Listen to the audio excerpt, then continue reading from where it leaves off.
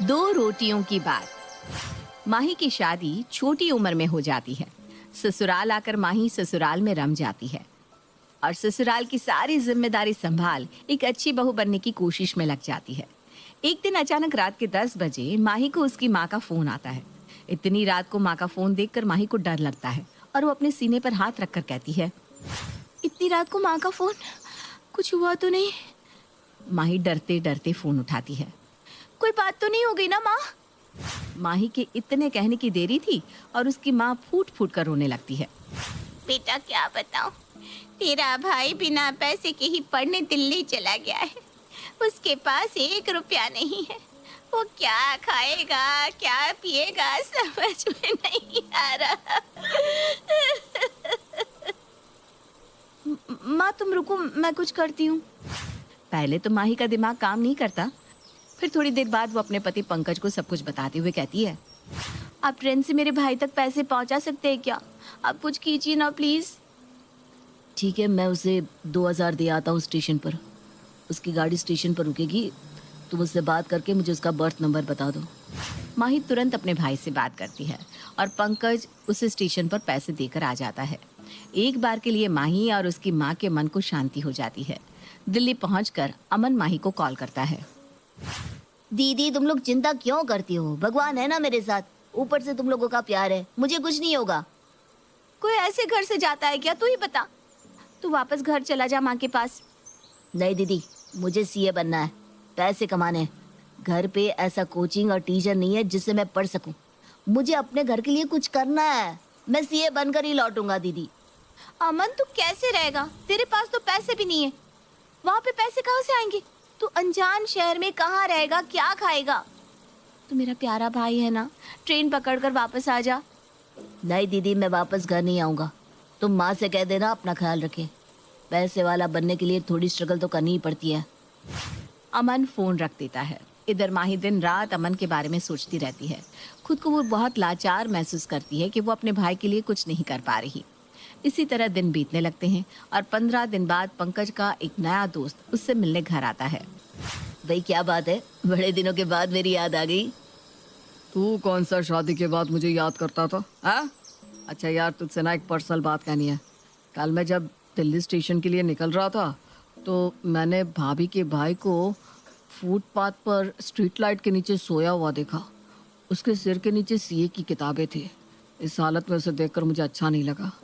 भैया ऐसे कौन सी दिक्कत आ गई जो उसे इस तरह रहना पड़ रहा है? यार सीए के एक से एक इंस्टीट्यूट यहाँ भी खुल गए हैं। माही चाय नाश्ता लेकर आ रही थी और ये सब सुन लेती है। उसकी आंखें भर आती है। वो उसी वक्त अपने कमरे में जाकर भाई को फोन लगाती है। अमन, तू किन हालातों में वहाँ रह रहा है? मुझे सब पता चल चुका है। तू अभी के अभी मेरे ससुराल आ जा, तुझे मेरी कसम है। दीदी तुम समझ नहीं रही हो, मैं तुम्हारे घर नहीं आ सकता। मुझे जिस कोचिंग की जरूरत है वो तुम्हारे शहर में नहीं होगी। अमन, यहाँ भी एक से एक सीए की क्लास करवाने वाले इंस्टीट्यूट खुल गए। मैं तुझे तेरे जीजा जी से टिकट के पैसे भिजवा रही हूँ, तू मेरे पास आ जा। और जो तू नहीं आया ना तो मैं खुद वहाँ चली आऊंगी। ओफो, ठीक है मैं आता हूँ, लेकिन मेरी पढ़ाई का खर्च मैं खुद उठाऊंगा। तुम जीजा से पैसे मेरे लिए नहीं मांगोगी। यहाँ की तरह मैं तुम्हारे घर में भी ट्यूशन पढ़ाकर पैसे जमा करूंगा। ठीक है, तू पहले आ तो। अगले दिन अमन माही के ससुराल पहुंच जाता है। अमन को देखकर माही उसके गले लगकर बहुत रोती है। बहुत बड़ा हो गया है, अपनी मर्जी से चलता है। हाँ? कितने दिनों के बाद अमन घर का खाना खाता है और उसी वक्त सीए के ट्यूशन पता करने चला जाता है। इधर माही अपने आस पड़ोस और दोस्तों को अपने भाई के ट्यूशन पढ़ने की बात फैला देती है। माही सभी को एक मैसेज भेजती है, किसी को भी अपने बच्चों के लिए ट्यूशन चाहिए मुझे संपर्क करे।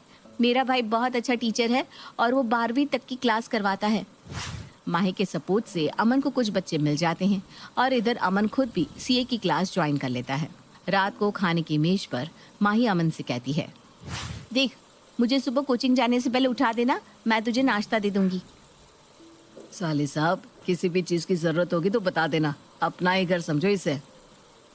जयश्री के कलीजे पर सांप लौटने लगता है। वो अमन से कहती है, कब तक तेरी पढ़ाई है? उसमें क्या है, जब तक उसे पढ़ना है पढ़ेगा। पढ़ाई कभी खत्म होती भी है क्या माँ? जयश्री के मन में उथल पुथल होने लगती है और वो अपने मन में कहती है, मेरे बेटे के ऊपर बैठ कर खाएगा, इससे मैं यहाँ ज्यादा दिन तक टिकने नहीं दूंगी। अगली सुबह माही 5 बजे उठकर नाश्ता बनाकर अमन को नाश्ता करवा देती है और उसका टिफिन पैक कर देती है। कोचिंग के लिए निकलते वक्त माही 500 की नोट अमन के हाथ में रखकर कहती है, पूरा दिन तो बाहर रहेगा, कुछ खा लेना। नहीं दीदी, तुम फिर से जीजू से मेरे लिए पैसे ले रही हो ना। अरे ये मेरे पैसे हैं जो मैंने घर के खर्च में से बचाए हैं। तू सीधा रात को आएगा। अभी तेरे पास पैसे नहीं होंगे ना, चल मुंह बंद करके रख ली इसे।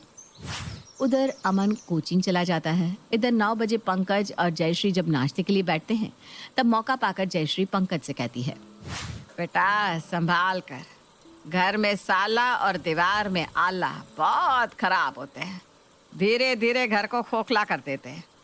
माही ऐसे तो कभी 5 बजे उठती नहीं, लेकिन अपने भाई के लिए उठ गई। उसे इतने अच्छे से सारा नाश्ता कराया, उसके बाद भी उसके लिए टिफिन पैक करके देने की क्या जरूरत थी बता। ऐसे तो राशन बहुत जल्दी खत्म हो जाएगा, ऊपर से तुझसे छुपा कर पैसे दिए जा रहे हैं, पता भी है। ऐसा कुछ नहीं है माँ, एक आदमी कितना ही खा लेगा, कोई अपने पेट से ज्यादा तो खा नहीं सकता। तुम इन सब बातों में ध्यान मत दो। दिन बीतने लगते हैं। जयश्री पंकज को भड़काने का एक भी मौका नहीं छोड़ती। इधर माही अपने भाई को सपोर्ट करने के लिए ऑनलाइन काम करना शुरू कर देती है। इसी तरह दिन बीतने लगते हैं और एक रोज जयश्री पंकज को अपने कमरे में बुलाकर कहती है, पंकज संभल जा, अभी भी वक्त है। मैं देख रही हूँ जब से अमन इस घर में आया है, माही घर से ज्यादा अमन में लगी रहती है। इस बार महीने भर का राशन 15 दिन में खत्म हो गया है। आज तो माही अमन के लिए इतने महंगे महंगे ब्रांडेड कपड़े भी लेकर आई है। जिन चीजों पर मेरे पोते पोतियों का हक है, वो भला उस अमन को क्यों मिले? माँ, यही बात कहने के लिए तुमने मुझे यहाँ बुलाया था? पंकज जयश्री की बातों को अनसुना कर देता है और इसी तरह 1 साल बीत जाता है। जयश्री के बर्दाश्त की हद पार हो जाती है और वो मौका पाकर पंकज से कहती है, 1 साल हो गया, अब ये जाएगा भी कि नहीं यहाँ से? तेरे सभी दोस्तों के बच्चे हो गए एक तुझे छोड़कर। जब तक अमन यहाँ से नहीं जाएगा तब तक माही बच्चा नहीं करेगी। अरे घर का खर्चा बढ़ता ही जा रहा है। जब देखो माही अमन को 500,000 देती रहती है। अपना कमरा तक साफ नहीं करता अमन, और तो और उसके जूते भी माही ही साफ करती है। शादी के बाद कौन अपने ससुराल को छोड़कर मायके वालों के लिए इतना करता है बता? देख लेना, एक दिन तू बहुत पछताएगा। आज तेरा साला आया है, कुछ दिन बाद तेरी सास आ जाएगी और तू कुछ नहीं कर पाएगा। इतने दिनों से जयश्री की बात सुनते सुनते अब उसे भी ये बात सही लगने लगती है। वो माही के पास जाकर उस पर चिल्लाने लगता है, तुम जब देखो अमन अमन करती रहती हो। अमन के अलावा इस घर में कोई और नहीं रहता क्या? तुम मुझसे अलग से पैसे ले लेती हो और घर के खर्च में से पैसे अलग से बचाकर अपने भाई को दे देती हो। इतना पैसा उसे किस लिए चाहिए? तुम मुझे रोड पर लाकर छोड़ोगी? लाखों खर्च कर दिए तुमने उस पर। वो तो लाट साहब की तरह रात को आता है और सुबह चला जाता है। बैठे बिठाए उसे सब कुछ मिल रहा है। आने दे उसे, आज नहीं छोड़ूंगा मैं। वापस फुटपाथ पर जाकर रहे। आप मेरे भाई के बारे में कुछ भी बोले जा रहे हैं। उसने कोई आपके पैसे नहीं लिए, वो खुद के पैसों से पढ़ रहा है। मुझे तुम्हारी बात नहीं सुननी।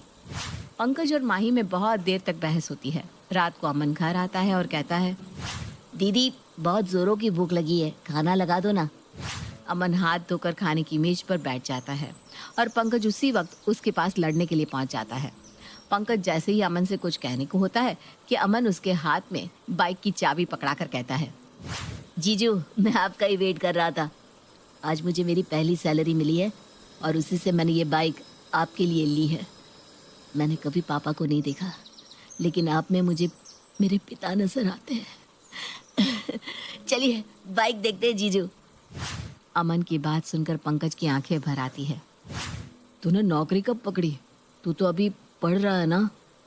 जीजू जहाँ मैं इंटर्नशिप कर रहा था ना, वहीं मेरे नॉलेज और काम से खुश होकर बॉस ने मुझे जॉब पर रख लिया। पंकज अमन को गले लगाकर कहता है, तू मेरा बड़ा बेटा है, मुझे माफ कर दे अमन। मैंने तेरे लिए बहुत बुरा भला सोचा। अब तू कहीं नहीं जाएगा, यहीं रहेगा अपने जीजा के साथ। जीजू एक राउंड करके आए। अमन और पंकज बाइक से घूमने निकल जाते हैं। जयश्री के सारे किए कराए पर पानी फिर जाता है और अमन, माही और पंकज के दिल को और करीब हो जाता है।